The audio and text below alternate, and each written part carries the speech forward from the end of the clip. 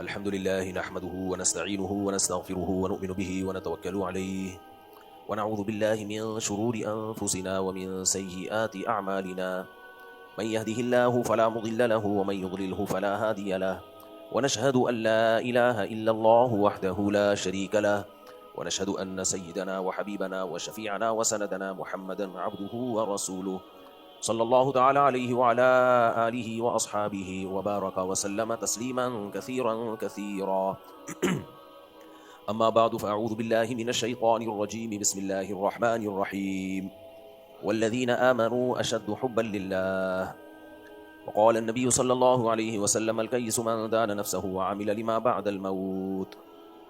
تو یہ سامنے بھی گھڑی نہیں ہے، ہاتھ پہ بھی میں گھڑی بھولا جاؤں تو کچھ ٹائم کا پتہ نہیں چلے گا. سامنے والی گھڑی اگر لگا دیں یا ایسے سامنے ہونا تو ٹائم کا پتہ چلتا ہے، یا تو اس کو یوں رکھ دیں ایسے کر کے، نیچے ایسے رکھ دیں اس کو. قرآن مجید کی آیت میں نے تلاوت کی ہے. اللہ تعالیٰ سے دعا ہے اللہ تعالیٰ صحیح طرح سے بات کہنے کی، سننے کی، سمجھنے کی، اور پھر ہم سب کو اللہ تعالیٰ عمل کی توفیق عطا فرمائے. پچھلے جمعے جو میرا بیان ہوا تھا وہ بیان اس بات پر تھا کہ دنیا میں ہم لوگ مختلف قوانین کو، مختلف لاز کو فالو کرتے ہیں. انسان کی زندگی کسی نہ کسی ضابطے اور قانون کی پابند ہوتی ہے. اگر انسان کو بے لگام کر دیا جائے، کوئی قانون کوئی ضابطہ نہیں ہے، وہ اپنی مرضی سے اخبل طریقے سے زندگی گزارنا شروع کر دے، تو انسان سے خطرناک مخلوق پھر دنیا میں کوئی بھی نہیں ہے. تھوڑی دیر کے لیے ہم فرض کر لیتے ہیں کہ سب کو سب کچھ کی آزادی دے دی جائے، سب کو سب کچھ کی آزادی. سب سے پہلے تو میں 18 شادیاں کروں گا، استغفر اللہ. اگر آزادی دے دی جائے، بس اللہ نے ہمیں پابند کیا کہ بھائی کیا کرنا ہے، اس سے زیادہ نہیں. بالکل اگر آزادی دے دی جائے نا، کوئی بھی کسی معاملے میں کوئی پابندی نہ ہو. جیسے جانور آزاد ہوتے ہیں، آپ نے کسی جانور کو کسی قانون اور ضابطے کا پابند دیکھا؟ ہاں، جو فطرت نے ان کو پابند بنا دیا، جو ان کے دماغ میں ڈال دیا، وہ تو ایک الگ چیز ہے. ہم خود سے انہیں کسی ضابطے اور قانون کا پابند زبردستی نہیں بنا سکتے. سدھایا جا سکتا ہے تو وہ تو ان کی نیچر کا حصہ بن جاتا ہے. جب سکھایا جاتا ہے تو وہ تو نیچر کا حصہ بن جاتا ہے، لیکن ایسا نہیں ہوتا کہ وہ کسی قانون اور ضابطے کے پابند ہو. انسانوں کو اگر ہم تھوڑی دیر کے لیے فرض کریں چھوڑ دیں اپنے حال پہ، جانوروں کو تو ہم نے چھوڑا ہے. میرے پاس 40-50 مرغیاں ہیں، مغرب کے بعد خود ہی جا کے سو جاتی ہیں وہ انسان کے بچوں کی طرح، اور صبح صبح فجر سے پہلے اٹھ جاتی ہیں انسان کے بچوں کی طرح. حالانکہ اب الٹا حساب چل رہا ہے. اب انسانوں کو یہ کہنا چاہیے کہ جانوروں کی طرح رات کو جلدی سو جایا کرو، اور جانوروں کی طرح صبح صبح اٹھ جایا کرو. جانور اٹھ جاتے ہیں، انسان کراچی والے تو نہیں اٹھتے. تو مثالیں ہی چینج ہو رہی ہیں. انسان ایسی حماقتیں کر رہا ہے کہ گدھے کو اب تشبیہ دینی پڑے گی. کیا انسانوں والے کام کر رہا ہے انسان؟ گدھا بن گدھا. گدھا جو ہے نا، دیکھو یہ میں اپنی طرف سے نہیں کہہ رہا، اللہ نے قرآن میں کہا اولئک کالانعام بل هم اضل. جو لوگ اللہ کے قانون کے پابند نہیں ہوتے، تو اللہ فرماتے ہیں وہ انسان جانوروں سے بھی بدتر ہیں. انسان جو ہے نا، دیکھیں جانور سب ایک جیسے ہیں. کسی گدھے کو کسی گدھے پر کوئی فضیلت نہیں ہے، اگر ہے تو جسمانی طاقت کی بیس پہ. لیکن یہ نہیں ہے یہ اچھا گدھا، یہ برا گدھا، یہ اچھا کتا، یہ برا کتا. کتا کتا ہی ہے، اچھے برے نہیں ہوتے اس میں. انسان کو جو انسانوں پر فضیلت ہے وہ اچھے بھی ہوتے ہیں اور انسان برے بھی ہوتے ہیں. بیان تو میں کئی بار کر چکا ہوں کہ انسانوں کی فضیلت کس بیس پر ہے بھائی؟ اچھائی اور برائی کی بیس پہ ہے. صحت کی بیس پہ انسانوں کو فضیلت نہیں ہے. اس کو جزوی فضیلت کہتے ہیں، جزوی. موضوع سے میں ہٹ نہ جاؤں، وہ میں نے مثال دینی ہے کہ انسان روٹین کا پابند ہوتا ہے، جانور نہیں ہوتے، یعنی قانون کا. یہ میں مثال سے ہٹ نہ جاؤں، یہ مجھے یاد دلانا ہے کیونکہ میں دائیں بائیں بہت چلا جاتا ہوں پھر. تو انسان جو ہے، انسان وہ اچھے بھی ہوتے ہیں برے بھی ہوتے ہیں، اور جانور کیا ہوتے ہیں؟ سارے ایک ہی جیسے ہوتے ہیں. اب انسان کی اچھائی اور برائی اس میں دیکھا جاتا ہے، کچھ لوگ صحت مند ہوتے ہیں، کچھ کمزور ہوتے ہیں. ہم صحت مند کو کہتے ہیں اچھا ہے یہ، کمزور کو کہتے ہیں اچھا نہیں ہے. تو اس کو کہتے ہیں فضیلت جزوی. دیکھو کسی بھی جنس کو، کسی بھی نوعیت کو جو فضیلت حاصل ہوتی ہے نا، وہ فضیلت دو طرح کی ہوتی ہے. اس مضمون کو خوب اچھی طرح سمجھیں. ایک فضیلت کی بنیاد یہ ہوتی ہے کہ جو اصل ہے اس میں مثالوں سے بات سمجھاتا ہوں. جو میرے پرانے بیان سن رہے ہیں ان کو تو یہ بات بہت واضح ہوگی کہ آپ نے مزدور کو بلایا کنواں کھدوانے کے لیے. 4 مزدور آئے آپ کے پاس، کیا کھودنے کے لیے؟ کنواں. اب چاروں میں سے ایک کو ٹھیکہ دینا ہے آپ نے. اصل کام ان کا کیا ہے؟ کنواں کھودنا. ایک کو آپ نے کام دیا کہ یار میں دیکھتا ہوں تو آدھے گھنٹے میں کتنا کھودتا ہے کنواں. اچھا، ان کو باقاعدہ ملازمت پہ رکھنا ہے آپ نے کہ جہاں بھی کنواں کھدوانا ہوگا اس سے کھدواؤں گا میں. کام اس کے ذمہ یہ ہے. اب آپ نے ٹیسٹنگ کے لیے تنخواہ بھاری بھرکم رکھی ہے، آپ نے ٹھیک ٹھاک تنخواہ ہے، تو اس میں آپ بغیر امتحان کے سلیکشن کر لو گے؟ ہے بھائی ایک بھاری بھرکم تنخواہوں پہ میں نے ایک بندہ رکھنا ہے جس کا کام بورنگ کرنا ہو، کنواں کھودنا ہو. تو پھر آئندہ جب بھی مجھے کوئی پروجیکٹ ملے گا کنواں کھودنے کا, کوئی ٹھیکہ ملے گا, تو میں نے اپنا یہ ملازم رکھنا ہے. تو 4 آدمیوں میں سے ایک کو آپ نے سیلیکٹ کرنا ہے. اب آیا ایک مزدور, آپ نے کہا یار ہم اسے آزماتے ہیں, کنواں کھدوایا, آدھے گھنٹے میں دیکھتا ہوں تو کتنا کھود کے دکھاتا ہے. آدھے گھنٹے میں بمشکل 1 انچ کھودا اس نے, لیکن ہے یہ بڑا ہینڈسم, اسمارٹ, خوبصورت. یہ مزدور کیا ہے, بڑا اٹریکٹیو, بڑا ہینڈسم. سائٹ پہ کر لیا آپ نے اس کو. دوسرے کے ذمہ لگایا کھود بھائی, اس نے بھی 1 انچ آدھے گھنٹے میں کنواں کھودا. یہ دوسرا کیا ہے, سادات میں سے ہے. یہ دوسرا کیا ہے, سادات میں سے. نسب پہ بڑی فضیلت ہے اس کو, قریشی, ہاشمی, سید, نسب میں کیا ہے, زبردست. تیسرا, اس نے بھی آدھے گھنٹے میں 1 انچ 1.5 انچ کھودا. اس سے بھی نہیں کھود پا رہا اتنی تیزی کے ساتھ کنواں بھائی, لیکن اس میں وہ کیا ہے جی, بہت بڑا کوئی یوں سمجھیں کہ مشہور آدمی ہے, عزت ہے سوسائٹی میں, اس کی شہرت بہت ہے, پیسہ بہت ہے اس کے پاس, ارب پتی ہے. وہ کہہ رہا ہے میں کم تنخواہ پہ بھی گزارا کر لوں گا. چوتھا آپ کے پاس آیا, اچھا بلکہ ہم یوں کہہ لیتے ہیں کہ اس میں کوئی اور ایسی نسب کے علاوہ کوئی بھی لگا لو نا اس میں, مثال دینے پر تو گورنمنٹ کی طرف سے کوئی پابندی نہیں, بہت ہی کوئی خاندانی آدمی ہے کہ کسی بڑے باپ کا بیٹا ہے. چوتھا جو مزدور ہے, نہ کم وقت کی شکل اچھی, آڑا ترشا, ناک بہ رہی ہے بار بار, جیسے بچپن میں بھی, اب تو بچوں کی ناکیں بہنا ہی ختم ہو گئی ہیں. بچے مارکیٹ میں جو آ رہے ہیں یہ ممی ڈیڈی آ رہے ہیں. پہلے ہمیں یاد ہے چھوٹے چھوٹے بچے کھیلا کرتے تھے, ناکیں بہری ہوتی تھی, اسی طرح زندگی گزارتے تھے. وہ امیون سسٹم اتنا مضبوط ہو جاتا تھا نا ان کا, بخار میں 3 4 دن چلتے تھے وہ. اب تو بچوں کو بخار ہوتا ہے تو ایک دم ٹھیک ہو جاتا ہے بھائی. خیر یہ الگ ٹاپک ہے.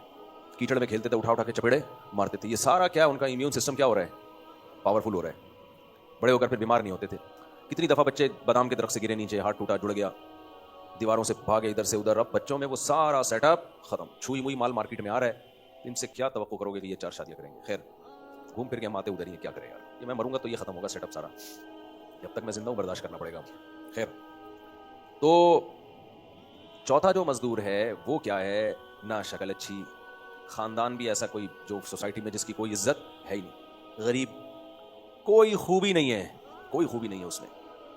کنواں جو اس نے کھودنا شروع کیا نا, ہٹو بچوں, ٹھک ٹھک ٹھک ٹھک ٹھک کر کے اچھا خاصا کھود ڈالا اس نے, تھکا بھی نہیں, کوئی پسینہ نہیں, کوئی شوگر ڈاؤن نہیں ہوئی اس کی. بات بات پہ گالی دیتا ہے, اخلاق بالکل بھی اچھے نہیں ہے, ناک بہتی رہتی ہے اس کی. آپ مزدوری کے لیے کس کو رکھو گے, بولو, چاہے ہندو ہو, عیسائی ہو, سکھ ہو بھائی, جو کام آپ نے لینا ہے وہ تو یہ کر لیتا ہے. نبی صلی اللہ علیہ وسلم نے جب مکہ فتح کیا ہے نا, تو اس کے بعد جو اسلامی فوج بنی ہے اس میں غیر مسلم بھی تھے, غیر مسلموں کو بھی رکھا گیا ہے. قریشیوں کو جو نبی کی قوم کے تھے, عرب تھے, حالانکہ وہ اسلام قبول نہیں کیا تھا لیکن ان کو لایا گیا, کوئی بات نہیں. وہ کہتے تھے ہم قومیت کی بیس پہ لڑیں گے, ہم ٹھیک ہے اسلام ہم نے قبول نہیں کیا, لیکن محمد صلی اللہ علیہ وسلم کو اللہ نے فتح عطا فرمائی. پہلے تو مخالفت کر رہے تھے, لیکن جب ان کو یقین ہو گیا کہ بھائی اللہ نے آپ ہی کی مدد کرنی ہے, تو وہ ہتھیار ڈال دیے. انہوں نے کہا کہ ٹھیک ہے ہم اسلام نہیں لاتے, لیکن آپ ہماری قوم کے ہیں, تو ہم کس بیس پہ لڑیں گے, قوم کی بیس پہ لڑیں گے. وہ کہ قوم کی بیس پہ لڑ کے جب دنیا سے جائیں گے تو چونکہ ایمان پر موت نہیں ہوگی تو جانا جہنم میں ہی ہے, ایمان پر موت تو نہ ہوئی نا یہ. لیکن نبی نے ان کو شامل کیا, وہ لڑے, اس لیے کہ لڑائی کے لیے لڑنے والوں کو چاہیے, لڑائی والے چاہیے ہمیں. آپ نے کہیں لڑنا ہو, دیکھو اسلام لاجک کی بات کرتا ہے. آج میرے موضوع چینج ہو رہے ہیں مسلسل, لیکن کیا کریں یار, آج ہمارے دیندار لوگ ان لاجیکل کام کر کے نا فخر محسوس کرتے ہیں. وہ تمام کام کریں گے جس کی کوئی لاجک بنتی نہیں ہے. سردیوں میں برف بیچ رہے ہوتے ہیں, پھر کہتے ہیں میرا بزنس نہیں چلتا, میں نے تو استخارے بھی کیے ہیں, میں نے تو اللہ سے رات کو اٹھ کے دعائیں بھی مانگی ہیں. گرمیوں میں گرم کوئلے بیچ رہے ہیں اور سردیوں میں کیا بیچ رہے ہیں, برف بیچ رہے ہیں, تو چلے گا بزنس؟ یار میں تو استخارہ کر کے کام شروع کیا تھا. ایک مثال دے رہا ہوں, نہیں بیچتے گرمیوں میں برف, ایک مثال ہے کہ نہ کوئی پلاننگ ہوتی ہے پراپر, نہ محنت ہوتی ہے. بزنس شروع کرتے ہیں, اگر صحیح بزنس بھی ہو تو جو محنت دن رات کرنی چاہیے اس کاروبار کے لیے, جیسے رفیع بھائی کرتے ہیں. رفیع بھائی کا ماضی ہم سب کے سامنے ہے نا, کیا خیال ہے؟ رفیع بھائی سے کسی نے بولا اس بندے کو میں جانتا ہوں, بھائی 30 سال پہلے سائیکل چلایا کرتا تھا, آج دیکھو ایسے پیسے میں گھوم رہا ہے. 30 سال پہلے کیا چلاتا تھا یہ سائیکل, طنز مارا نا. میں نے رفیع بھائی سے پوچھا, میں نے کہا سنا ہے 30 سال پہلے تو آپ سائیکل چلاتے تھے, آج تو گاڑیوں میں گھوم رہے ہو. کہہ رہے الحمدللہ, فخر کی بات ہے. سائیکل سے ایک دم کس پہ آ گیا, گاڑی پہ. اور محنت ہم اپنے سامنے دیکھ رہے ہیں نا محنت, تو مجھے بڑا اچھا لگا. میں نے کہا بات خاندانی کی ہے. اس تانے کو تانا نہیں سمجھا بلکہ خوبی سمجھا ہے. محنت نہیں ہے, ہلتے نہیں ہیں, اٹھاؤ تو اٹھیں گے نہیں, پڑے ہوئے ہیں. تو میں بار بار کہتا ہوں, قدرت کی طرف سے ایک موٹاپا ہوتا ہے, وہ تو قدرت کی طرف سے, بڑے بڑے بزرگوں میں ہم نے دیکھا ہے پیٹ بھی نکلا ہوا دیکھا ہے, یہ قدرت کی طرف سے. انسان کا باڈی اسٹرکچر اپنے کنٹرول میں نہیں ہے, وہ کم کھاتے ہیں, ایکٹیو ہوتے ہیں. پھر بھی حاجی عبدالوہاب صاحب تبلیغ جماعت کے بزرگ بھاری جسم کے تھے, کتنے محنتی تھے, ساری پیدل جماعتوں میں سال لگا دیے انہوں نے, ریگستانوں میں بہت تھوڑا کھاتے تھے لیکن پھر بھی جسم کیا تھا؟ بھاری. تو یہ بھاری جسم تو قدرت کی طرف سے، اس کی برائی نہیں ہے اسلام میں. لیکن آج بہت سے دینداروں کا جو بھاری جسم ہے وہ سستی کی وجہ سے. وہ کس وجہ سے ہے؟ سستی. ہلتے نہیں ہیں، پڑے ہوئے ہیں، سوچتے رہتے ہیں. تو ایک آدمی میرے پاس آیا، ہلتا نہیں تھا، کہہ رہے مجھے کوئی وظیفہ بتا دیں، میں میری کچھ پیسہ آ جائے. میں نے کہا تو وظیفہ پڑھے گا نا اور موٹا ہو جائے گا، کیونکہ بیٹھے بیٹھے پڑھنا پڑتا ہے نا وظیفہ. تیرا علاج وظیفوں میں نہیں ہے، تیرا علاج ہل جل میں ہے. وظیفے پڑھے گا نا بیٹھ کے، جتنا موٹا ہے 3 پراٹھے صبح کھائے گا، اس کے بعد وظیفے کے لیے بیٹھ جائے گا تو اور موٹا ہو جائے گا، پڑ جائے گا ایک دن دھماکے کے ساتھ. خیر کہاں سے کام، آج بہت دائیں بائیں شروع میں جانا شروع ہو گیا میں. خیر کیا کہہ رہے بھائی؟ تو میں یہ عرض کر رہا تھا کہ کیا بات کر رہا تھا میں؟ نہیں یہ بیچ میں جو ابھی ٹرن مارا میں نے. ہاں میں یہ کہہ رہا تھا کہ دیکھو نبی صلی اللہ علیہ وسلم کی جو فوج تھی، جو مجاہدین تھے، اس میں غیر مسلم بھی تھے. وجہ کیا تھی بھائی؟ وہ لڑنا جانتے ہیں. تو نیک آدمی لڑنا نہ جانتا ہو اس کو کبھی بھی جہاد میں نہیں لے جایا جاتا، پھڈوں میں اس کو نہیں بلایا جاتا. جو جانتا ہو لڑائی، بے شک نیک نہ ہو، اس کو ترجیح دی جاتی ہے. ہاں نیک بھی ہو، لڑاکا بھی ہو، پھر سبحان اللہ. تو اس لیے ہمیشہ کام اس کے اہل سے لیا جاتا ہے، اور یہی زندگی میں اصول بنا لینا چاہیے کہ جو جس کی فیلڈ ہے وہی اس کا ایکسپرٹ. دین کے علم میں علماء ایکسپرٹ ہوتے ہیں، دین کا علم انہی سے لیا جائے گا. میڈیکل سائنس میں کون ایکسپرٹ ہوتے ہیں؟ ڈاکٹر. ایک ڈاکٹر 2 نمبر ہے تو 1 نمبر تلاش کر لو. یہ نہیں ہوگا کہ جو یوٹیوبر آپ کو میڈیکل ٹوٹکے بتا رہے ہیں اور ہر تھوڑے دن میں کسی کا چینل بنا ہوا ہے اور وہ بیٹھ کے پھینکتا جا رہا ہے اور آپ بیٹھ کے لپیٹتے جا رہے ہو. یہ ڈاکٹر سارے کیوں ہیں بھائی؟ ایک بیماری ہماری سوسائٹی میں یہ بھی ہے، ڈاکٹر آج کل کسی کو کوئی میڈیسن لکھ کے دیتا ہے، وہ یوٹیوب پہ لکھ کے ڈال دیتا ہے کہ کیا یہ یوٹیوب پہ آ رہا ہوتا ہے، اس میں یہ ہے، اس میں فلانا ہے، اس میں ڈمکانا ہے. اور بھائی یہ نہیں دیکھا کرو، ڈاکٹر پہ اعتماد ہے تو دوا لو، ورنہ جاؤ نہیں اس کے پاس. اور جب اس نے کوئی دوا دے دی ہے تو یوٹیوب پہ ڈال کے سرچ کرنے کی کوشش مت کرو. ایک پہلو آ رہا ہوتا ہے یوٹیوب پہ اس میڈیسن کا. ہمارے جاننے والوں میں ایک صاحب کے اوپر کی کھوپڑی آؤٹ ہو گئی تو وہ جانے لگے عاملوں کے پاس. مجھے پتا تھا ان کی سیٹنگ اوپر کی آؤٹ ہوئی ہے، عاملوں کے پاس جائیں گے تو زندگی کا ان کا بیڑا غرق کر دے گا عامل. جن چڑیل بھوت کے کیس بنا دے گا ان کے اوپر، اور پھر ان پہ بھی ان کی بھی سیٹنگ آؤٹ ہوگی. تھوڑے دن میں ان کے ابا کی سیٹنگ آؤٹ ہوگی، پھر ان کی بیگم کی سیٹنگ آؤٹ ہوگی، پھر آہستہ آہستہ پورا خاندان. چلو پورا خاندان اس نسل میں برباد ہو جاتا نا تو بھی غنیمت تھی، قیامت تک نسلوں میں برباد. آپ دیکھ لو یہ نسل در نسل چڑیل بھوت والے نسل در نسل چلتے ہیں. ان کے ابا پہ بھی آیا کرتا تھا، ان کی ممانی پہ بھی چڑیل ہے، ان کی پھپھو بھی آئی بھی تھی، ان پہ بھی کچھ ہوا ہوا ہے. یہی چلتا ہے پھر. اچھا میں بار بار کہتا ہوں جب میں عاملوں کے خلاف بولتا ہوں، دیوبندی عاملوں کے خلاف بول رہا ہوتا ہوں. یہ ذہن میں رکھنا، 1 نمبر جو سمجھے جاتے ہیں ان کے خلاف بول رہا ہوتا ہوں، کیونکہ فوراً میرا بیان لے جاتے ہیں 2 نمبر عاملوں پہ. 2 نمبر تو 2 نمبر ہے بھائی، 1 نمبر کی بات کر رہے ہیں. خیر تو میں مانتا ہی نہیں اس کو. بعض علماء مجھے کہتے ہیں بہت متشدد ہے اس میں. بھائی صاحب آپ بھگتو گے تو پتہ چلے گا، بھگتو گے تو پتہ چلے گا. کوئی علم نہیں ہے اور اس کو کہتے ہیں علوم. جب علم نہیں ہوتا تو وہ کیا ہوتے ہیں؟ علوم. صاحب ٹوپی ڈرامہ. کوئی جن چڑیل بھوت بھیجو ہمارے پاس یار، ہمیں تو بھیجو کوئی جن چڑیل بھوت. تمہارے پاس ہزاروں جنات ہوتے ہیں. اللہ نہ کرے مجھے کچھ ہو گیا نا تو کسی کے ساتھ بھی کچھ بھی ہو سکتا ہے بھائی، انسان ہے. اللہ بچائے ہمیں پریشانیوں سے. 50 سال کے ہو گئے ہم، اس 10 جنوری کو میں 50 کا ہو گیا ابھی جو گزری ہے نا.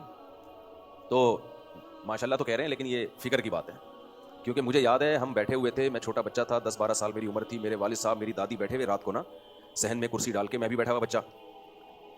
تو میرے والد صاحب کی بڑی گھنی خوبصورت داڑھی تھی، داڑھی پہ ہاتھ لگا کے کہہ رہے تھے کہ میں بھی 50 سال کا ہو گیا اور زندگی ہم نے گزار لی ہے.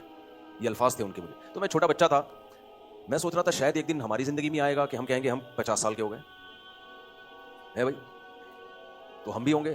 تو والد صاحب تو اس کے 13 سال کے بعد دنیا سے چلے گئے. تو یہ 50 سال کا ہونا خوشی کی بات نہیں ہے، یہ اس کی بات ہے بیٹا پتلی گلی سے نکلنے کا ٹائم.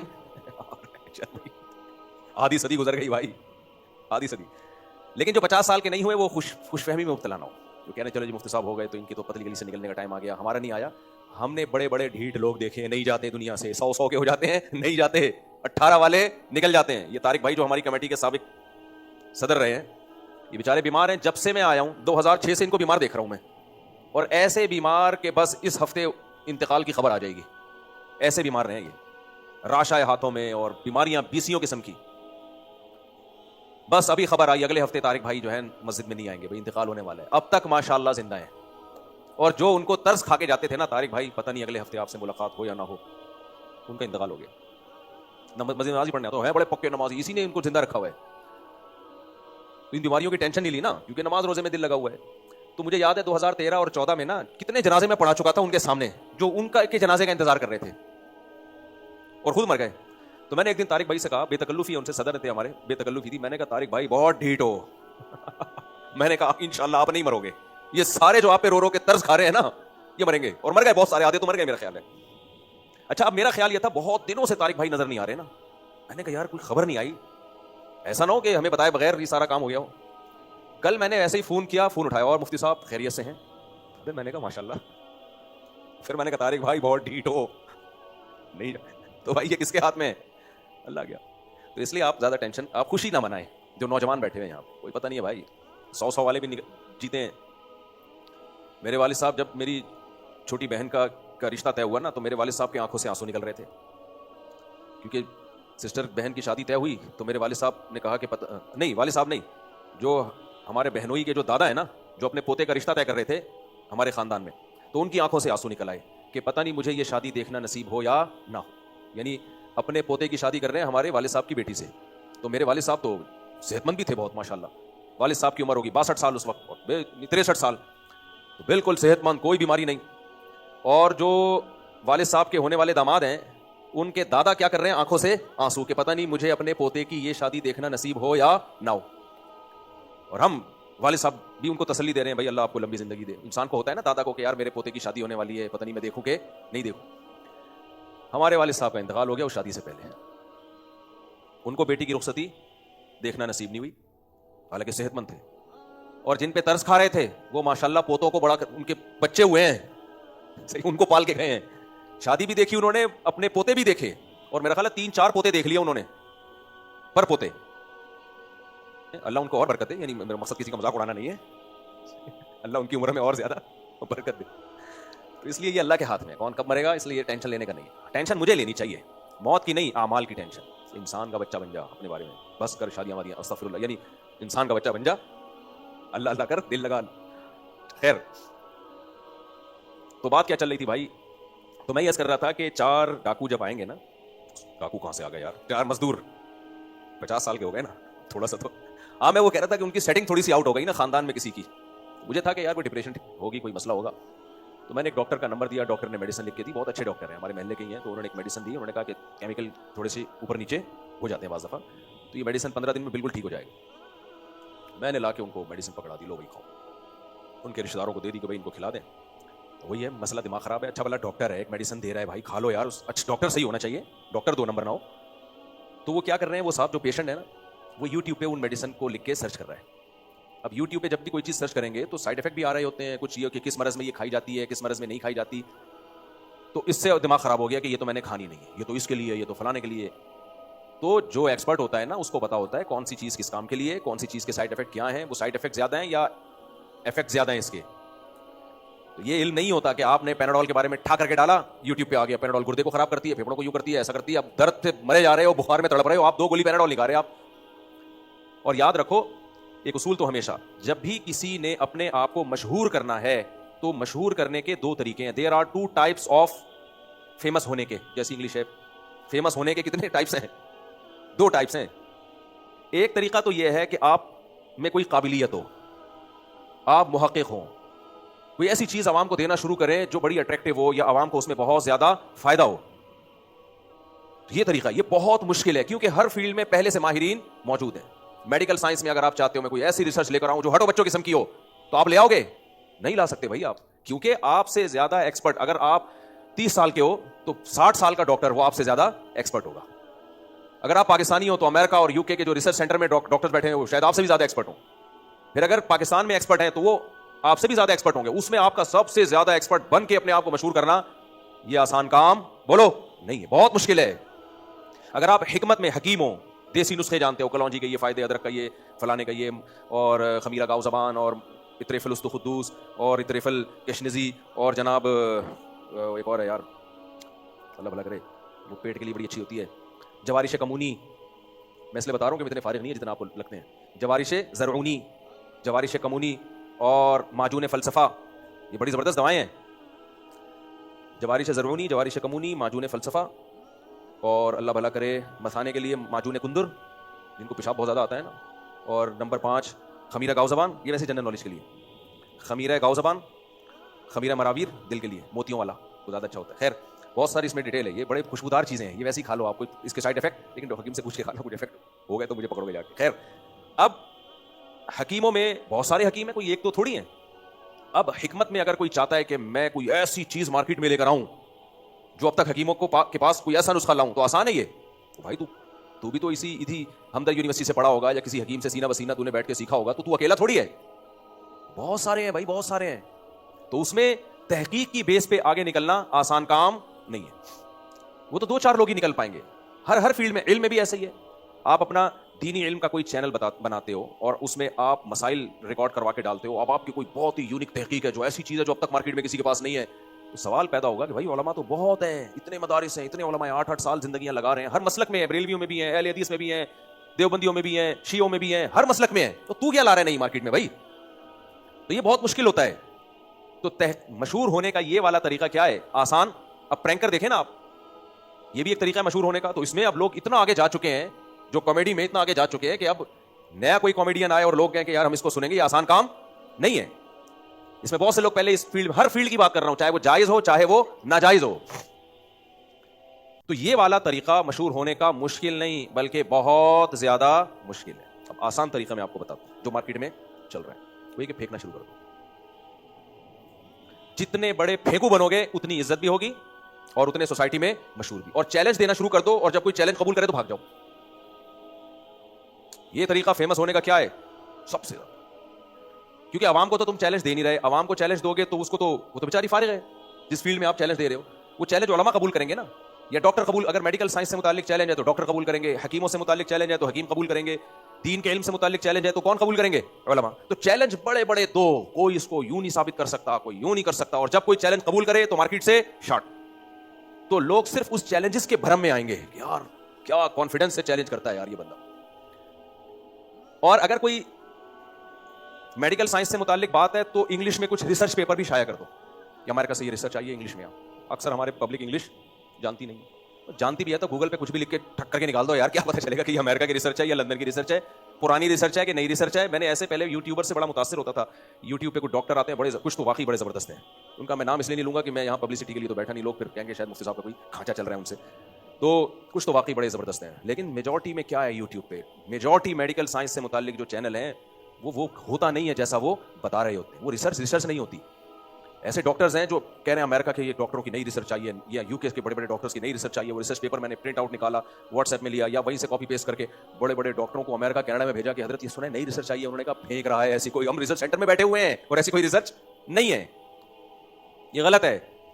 اچھا بیچارہ جو یہاں ڈاکٹر ہے اس کو پتہ بھی نہیں ہوتا کہ یہ غلط ہے, اس میں اتنی مہارت بھی نہیں ہوتی. اور پھر وہ ڈاکٹر اس فیلڈ کا بھی نہیں ہوتا ایکسپرٹ جس میں وہ ریسرچ پیش کر رہا ہوتا ہے. کڈنی کا ڈاکٹر ہوگا, پھیپھڑوں کی ریسرچ پیش کر رہا ہوگا آپ کے سامنے. یہ عجیب قسم کی کہانی ہے یار.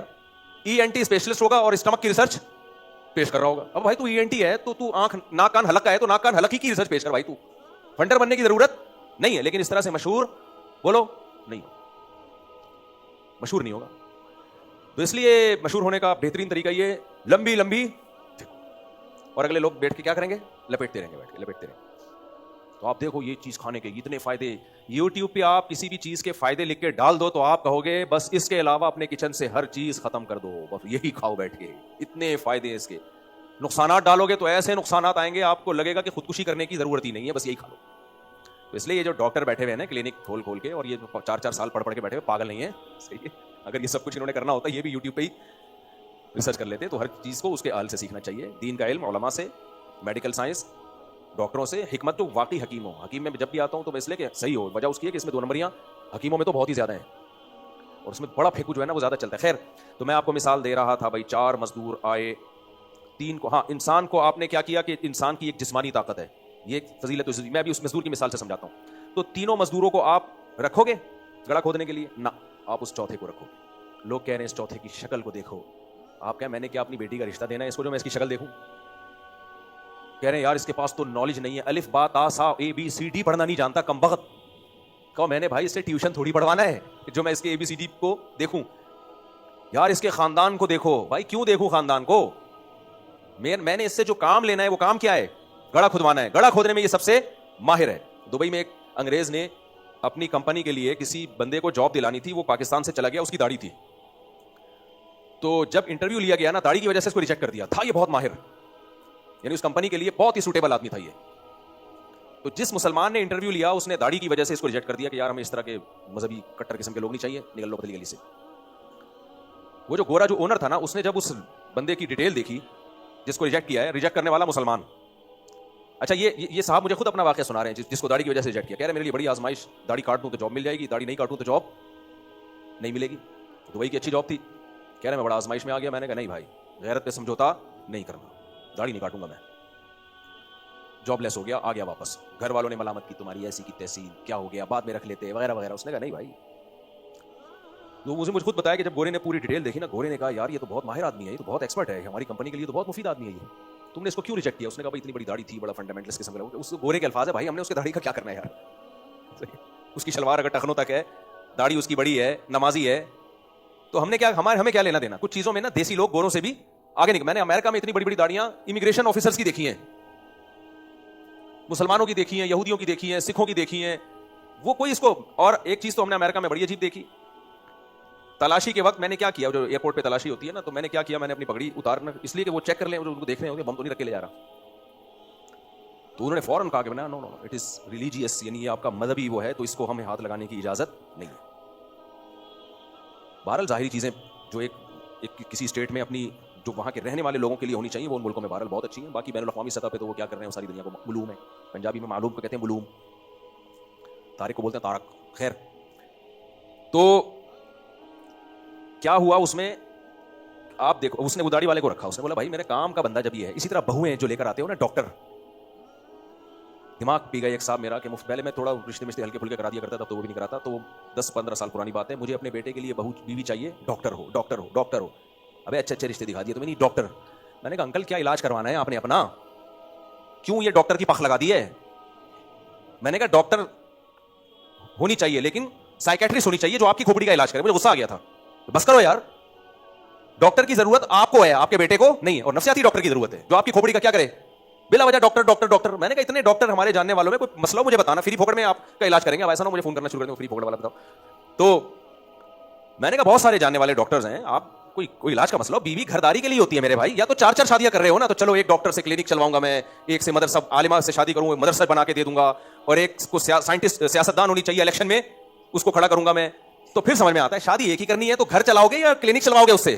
اور اگر کلینک چلواؤ گے تو گھر تم کون چلائے گا؟ کہنے والا تمہارا باپ چلائے گا, لیکن مناسب نہیں. تو اگر کلینک چلواؤ گے تو گھر کون چلائے گا؟ پھر طلاقیں ہوتی ہیں نا, پھر طلاقیں ہوتی ہیں. بچے پیدا نہیں کر رہی ہو گے, کیسے بچے پیدا کروں, میں پیشنٹ کو سنبھالوں یا بچوں کو سنبھالوں؟ پریگنینسی میں 20 قسم کے مسائل ہوتے ہیں.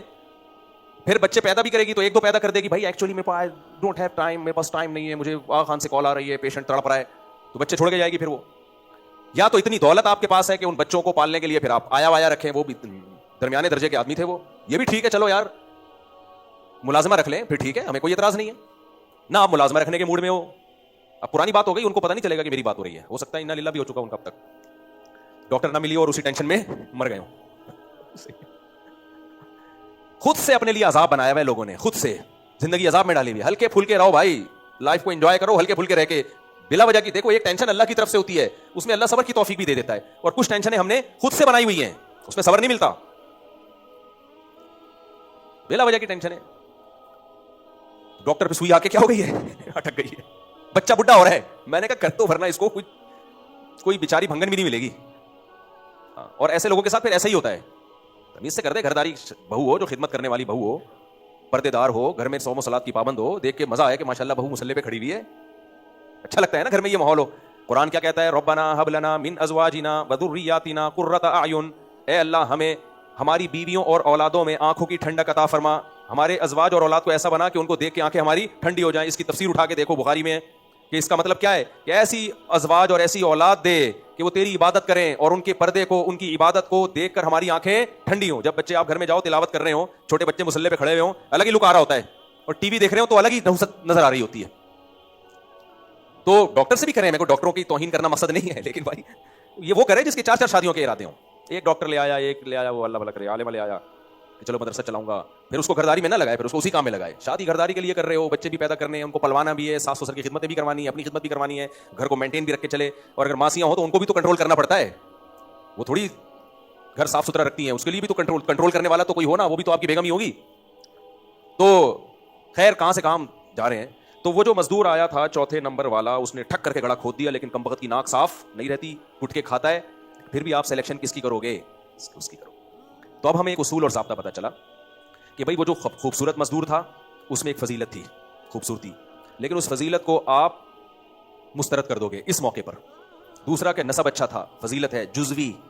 تو مزدور کو جو فضیلت حاصل ہوتی ہے وہ اس بیس پہ نہیں ہوتی کہ یہ خوبصورت ہے یا دولت مند ہے یا اخلاق اچھے ہیں, اس پر ہوتی ہے کہ جو کام اس کے ذمے ہے اس میں یہ ایکسپرٹ کتنا ہے. ڈاکٹروں میں بھی بات ہے, دو ہندو ڈاکٹر سے علاج کرا رہے ہوتے ہیں مسلمان کو چھوڑ کے, بھائی ایکسپرٹ وہ ہے.